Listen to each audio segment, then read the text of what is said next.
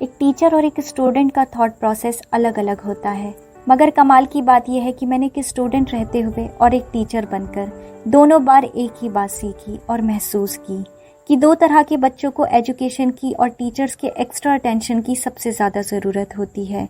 एक वो जिन्हें सब आसानी से समझ आता है और दूसरे वो जिन्हें कुछ भी आसानी से समझ नहीं आता, क्योंकि दोनों की ही एबिलिटी तो एक जैसी ही होती है मगर कैपेसिटी अलग अलग। पर अगर दोनों को सही गाइडेंस, थोड़ा सा एक्स्ट्रा सपोर्ट, थोड़ा सा मोटिवेशन दिया जाए तो दोनों ही जिंदगी में एक जैसा मुकाम हासिल करने की काबिलियत रखते हैं।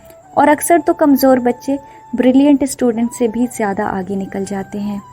क्योंकि मैं खुद भी एक कमज़ोर स्टूडेंट रहने के बाद भी एक अच्छी टीचर बनी, इसलिए नहीं that I had wonderful teaching skills, वो तो दूसरे मुझसे बेहतर पढ़ा सकते हैं।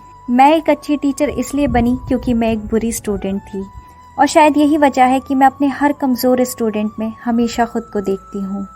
इसलिए मैं बाकी के उन टीचर्स से भी रिक्वेस्ट करना चाहती हूँ कि अगर आप इस लाइन में आ ही गए हैं तो पढ़ाने के काम को कभी सिर्फ नौकरी समझकर ना करें, वरना आप भी बच्चों को सिर्फ नौकरी करने के लिए ही तैयार कर पाएंगे, जिंदगी के लिए नहीं। और वो कमज़ोर बच्चे जिन्हें आप बेकार समझकर उन पर अपना ज़्यादा वक्त नहीं खर्चना चाहते, वो तो शायद आपकी छोटी सी लापरवाही की वजह से ना खुद को ज़िंदगी के लिए तैयार कर पाएंगे और ना नौकरी के लिए।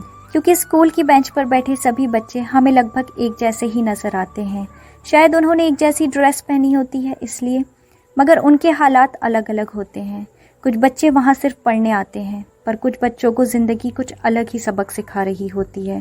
फिर उनके लिए दूसरे बच्चों की तरह किताबी सबक सीखना बहुत मुश्किल हो जाता है। बच्चे ही होते हैं ना, नहीं कर पा रहे होते हैं इतना कुछ हैंडल। तो ध्यान रखिए कि कहीं आपकी क्लास में पीछे सीट पर बैठा कोई डरा सहमा बच्चा ज़िंदगी की दौड़ में कहीं पीछे ना रह जाए।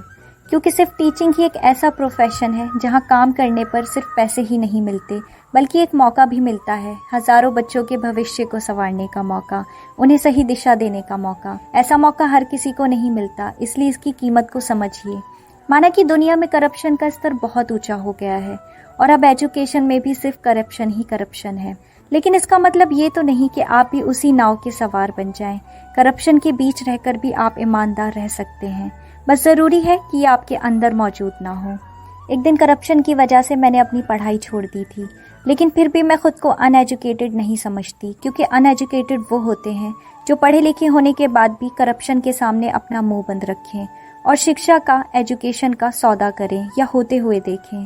क्योंकि एजुकेशन कोई ऐसी चीज़ नहीं जिसे ख़रीदा या बेचा जा सके। वेल, आज का दिन मेरे बारे में नहीं है, सो फॉरगेट अबाउट मी। और बस ये याद रखिए कि माँ बाप के बाद खुदा ने बच्चों की ज़िंदगी को बेहतर बनाने का दूसरा मौका सिर्फ हम टीचर्स को दिया है।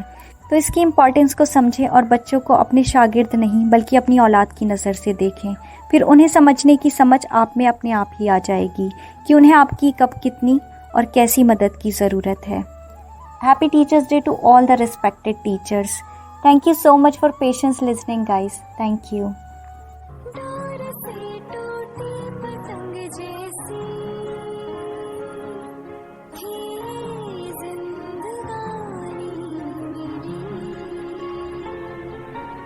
आज